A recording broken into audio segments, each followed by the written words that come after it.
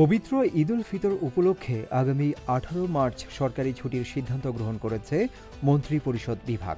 এর ফলে সরকারি কর্মকর্তা কর্মচারীরা এবারের ঈদে টানা ৭ দিন ছুটি পাবেন।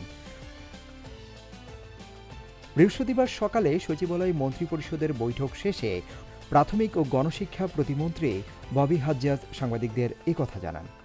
এদিকে ঈদের পর ২৪ ও ২৫ মার্চ অফিস খোলা থাকলেও ২৬ মার্চ বৃহস্পতিবার রয়েছে স্বাধীনতা দিবসের ছুটি। এরপর ২৭ ও ২৮ মার্চ যথাক্রমে সাপ্তাহিক ছুটি হওয়ায় মাঝখানের ২ কর্মদিবসে নৈমিত্তিক ছুটি নিলে ১৯ মার্চ থেকে ২৮ মার্চ পর্যন্ত টানা ১০ দিনের ছুটি কাটানোর সুযোগ তৈরি হতে পারে।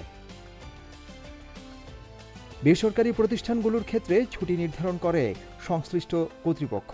তবে সাধারণত সরকারি ছুটির সময়সূচির সাথে সামঞ্জস্য রেখে অধিকাংশ প্রতিষ্ঠানেই ছুটি দেয়।